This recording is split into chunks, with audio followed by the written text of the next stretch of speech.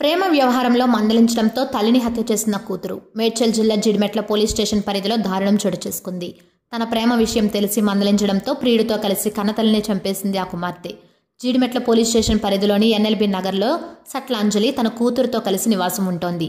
బాలిక 16 ఏళ్ల 10th class చదువుతోంది. పగిళ్ల శివ 19 ఏళ్లతో బాలికకు పరిచయమైంది. ఆ పరిచయం ప్రేమగా మారింది. తరచుగా అతడితో మాట్లాడుతున్న గుర్తించిన తల్లి అంజలి కూతుర్ని మందలించింది.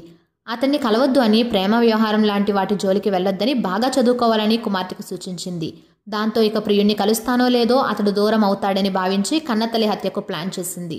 పేగుబంధాన్ని మరిచిన కూతురు తన ప్రియుడు పగిళ్ల శివ, అతడి సోదరుడు పగిళ్ల యశ్వంత్తో కలిసి తల్లిని హత్య చేయాలని డిసైడ్ అయింది. సోమవారం అర్ధరాత్రి తన ప్రియుడితో కలిసి తల్లి అంజలి గొంతు నిలిమి ఆపై తలపై కొట్టి హత్య చేశారు.